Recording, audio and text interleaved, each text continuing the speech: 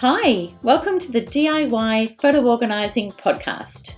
I'm Fiona from Photo Helper. And I'm Chantal from Simply in Order Photo Organising.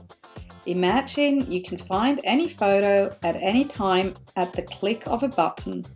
We are here to show you how. So let's get started.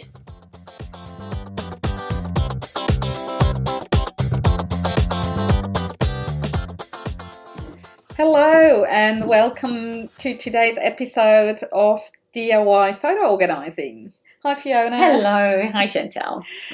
Today we're going to talk about synchronizing and backing up. What is the difference? Yes. The reason we want to do that is we both have come across a lot of clients and also other people who are really confused about what is synchronizing and backing up. Oftentimes people think that they are backing up, but then when you have a closer look, it turns out they are actually not backing up, they're synchronizing their files. Mm-hmm. And that's quite a big difference. Yes, definitely. Oftentimes nothing bad happens, but you know, it can happen. So we thought we're chatting about that difference today and hopefully can bring some clarity about what to do in which situation. Exactly. You know? Yes. And one of the things that we thought we might just say straight up front is that when people talk about the cloud, something's in the cloud, and honestly, people have thought things are literally physically in the cloud, and I can understand why, but we just wanted to, just to put some perspective to this. We're not when your information and when we talk about the cloud, it's not a physical cloud in the sky. It's actually a physical computer somewhere in the world. Often, most of the time, you never know where that computer is, but it just means that it's so when we talk about the cloud, we are talking about a computer that sits somewhere in someone's business in some part of the world, and so it's data on a computer. So just wanted to clarify, your data's not floating in the sky. No. But it is a terminology and a visual that people do show literally a cloud. And so we just want to put that to rest straight away, that your information is not sitting in the sky. It's actually sitting on a computer, and that's what the cloud means. Somewhere on a hard drive that is not under our control. Yep. Basically, in a country, in a home, in an office, in a building somewhere. All right. Okay, so got that cleared up. Let's start with synchronizing. What is synchronizing? Go for it. Yes, synchronize. That's me. Okay, that's synchronizing. So what we thought we'd do is just use some examples of companies that are quite common that people use synchronizing for. So I thought we might just start with Dropbox. Dropbox is a common way that people synchronize their files. And I'll also use an example of the Photos program because, as photo organizers, we're talking about photos, but we do want this episode to be about other parts of your computer and your digital information. So for Dropbox, it's actually interesting.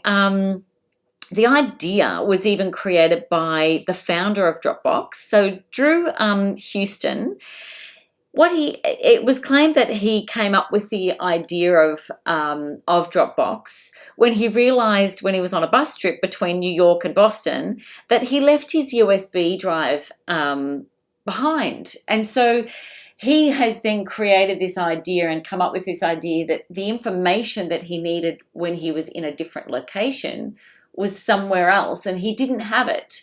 So if you think of that, just sort of the concept of that having been the reason why he started Dropbox, which is fascinating. I think that's just a practical use of, how it's used today. Really what you're talking about when you're syncing files or photos is that you've got a copy of a file that you're working on and it's sitting on your computer. When you connect it to a service like Dropbox, it just means that that file is also sitting on another computer, and if anybody makes changes to it, it gets changed instantly on that person's computer as well. So when they're connected into Dropbox and that file is being used and updated, then if that file then sits on any other device that's connected to that account in that folder, and then instantly that gets updated. Yeah. So what it means is if you made a change 10 minutes ago, and I log in and I've looked at that file and then that file has been changed, if you go, oh no, I've made a mistake, it's already been changed. So that file is now updated. It's syncing that information automatically. Yeah.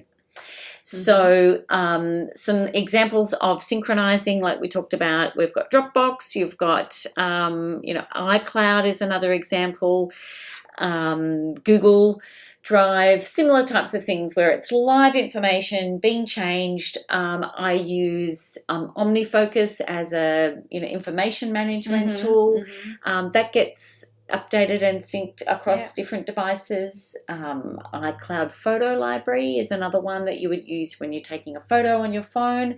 That's syncing information to whoever else is updated in that. So if you remove the photo, it's removed from that device. It's syncing automatically. And I like the expression you used just before, live. It happens live. Yes, it's live. We actually use Dropbox for our podcast as well to share documents and things that we work on together. And you can change a document. You can be in 2 different locations and work on the same documents. And the change happens live. It's really, that's the word. Yeah, it's live. It's happening at that time. Yeah, it's pretty cool actually when you think about it. Yeah, in fact, we've been in the office at the same time, and both on our different computers, and we're working on the same document, and you can see it just pops up on my computer as Chantal's typing on the other computer. It's great. But yes, that's synchronizing. So that's where the information is syncing live, and or you can make a change on your computer, and then when you get to another location, you can bring up that same file and keep working on it. Yeah. And so obviously we've seen that's the reason how it came into existence. And we are, very mobile people these days. So it is great. It's fantastic. And even, Evernote, if people use Evernote, there's so many programs out there. I mean, shopping apps now, you can send a shopping list to, somebody else and update it. And there's just a lot of different things you can sync. And so that is what synchronizing is. Very good. And so, Chantal, let's jump into now making that clear comparison from synchronizing to backing up. Yeah, okay. As we said, a lot of people do confuse the two. Now, the backing up, I like to explain it often. This is like a one-way street. It's not live. So you send your file from your computer, whether that's to a cloud backup service or whether it's to an external hard drive you do your backups on, doesn't really matter, but it sends a copy of that file and this copy stays there. It's not going to be touched unless you delete it yourself, but we don't usually go into our backups and start deleting stuff. It just sits there. That's what it's for. So it's a one-way road, and examples for that, one that we both love is Backblaze. That's a cloud backup service that we really like and recommend. Time Machine on a Mac or File History on a Windows does pretty much the same. Yeah. So what also happens, let's say, you mentioned a document when you work on a document. So let's say I'm working on a document today, Backblaze backup service is on, so anytime I'm connected to internet, it will back up in the background. I don't even realize it does backup. It sends the new file to the cloud and it backs it up. Now I come back in 2 days' time and I need to do some more work on that document or on that photo, whatever it is, and it will send a fresh copy to the backup. So if I lose that file, I can then go back and choose which version do I want to restore. You cannot do that when you sync. That's right. Because you've already kind of overwritten it. You don't have that version. And Time Machine, as we mentioned, and File History, they do exactly the same. And if you have a Mac and ever use Time Machine, you will see these, many windows that come up, and you actually go in and pick which date and day and time you want to restore from. So that's what happens there. And of course, also in synchronizing, we're talking usually of one folder. So you would have some files in your Dropbox folder, but not the whole computer. You have things outside of Dropbox or iCloud Drive or whatever. Not everything is stored there.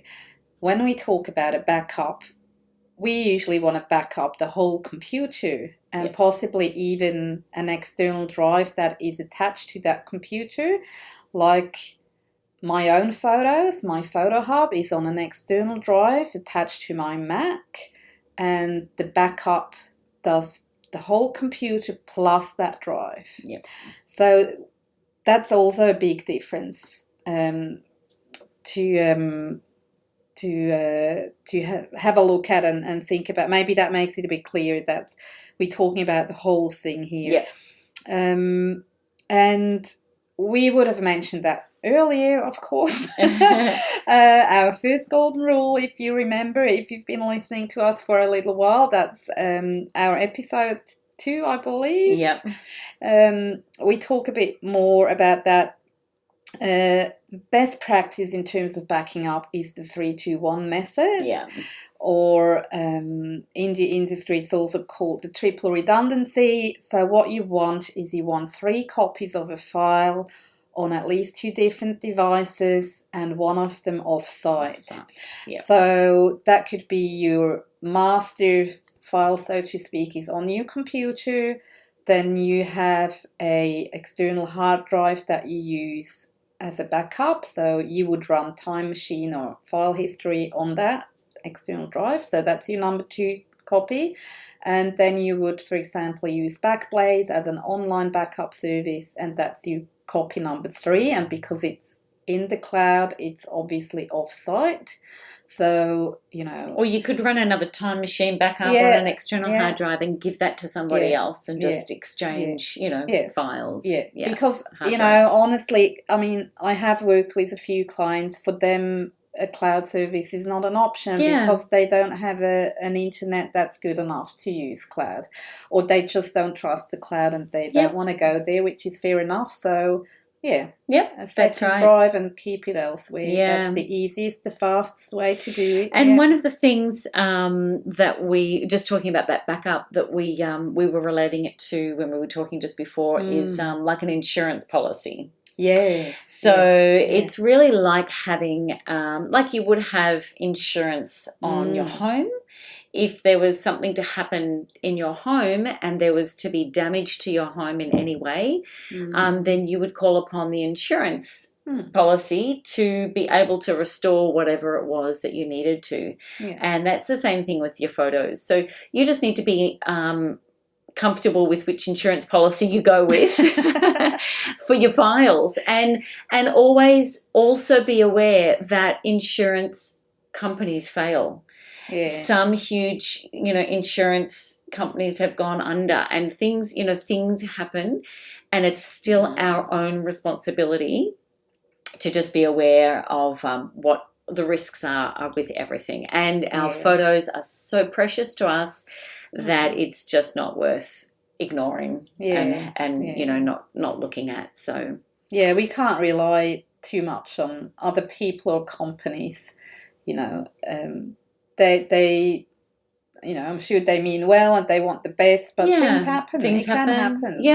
And so we just need to be prepared. So let's, before we wrap up, let's just talk also, Chantal, about maybe which one you use syncing for and which one you use backup for. So just a bit of a which ones to use, because we're not saying one is better than the other, because they're different purposes for using synchronizing and different purposes for backing up. So what do you use for when you sync, and what about when you're backing up? Personally, syncing I use mostly for documents. So I do use Dropbox quite a bit, whether that's to collaborate with other people like yourself, the two of us, or others, or to share things. I really like Dropbox. And in terms of backing up, I do use Backblaze, have been using it for a while now. I had to restore from Backblaze, and it worked just a treat. It was really great. I can only recommend it. But I also back up to an external hard drive, which is really easy. Fantastic. Yeah. How do you use it? I use Synchronising for my photos. So I use the iCloud for syncing my photos. So I'll take a photo and then it literally just pops into my computer. It's great. I love it. So I use Synchronising for that. I use Synchronising in OmniFocus. I'll use that. Is just a document. Well, check it out, OmniFocus, rather than going into the actual program. But it keeps my phone syncing with my computer on information that I want to manage. And I use Evernote for syncing. So they're the main ones that I synchronise, my files and my photos. Yes. And then backup, I use an external hard drive for a time machine backup, and I use Backblaze as well. Yeah. So that's how I use mine. So hopefully that's shed a little bit of light on the differences between syncing, a little bit of understanding that the cloud, when we talk about the cloud, is really just another computer in another location. And it just means that that's information sitting somewhere else. It's not sitting physically in a cloud. What if it rained and all your information got wet? Oh, dear. So no, that would not be helpful. So that's what that is. Yeah, very good. Anything else that we've got to share? I think that's it for today.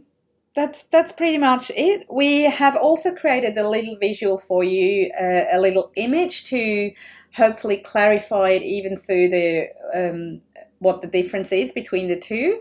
And you'll find that image on Facebook. So, please hop over to our Facebook page. We'd love to get in touch and do ask you questions, your comments, your experience. We're always there. We'd love to hear from you. All right. Yeah. Thank you for listening. Thank you. See you. Bye. We hope you have enjoyed this episode of DIY photo organising and found some inspiration, useful tips and strategies to support your photo projects. We'd love to invite you to pop over to our Facebook page, DIY Photo Organising, and we welcome your questions, feedback and any future topics that you'd like us to cover. If there is someone you'd love to share this with, please click on share to help others take control of their photos too. Remember, have a look through our show notes for links to helpful information. I'm Fiona from Photo Helper. And I'm Chantal from Simply in Order Photo Organising. And remember, we believe in you and you can do this.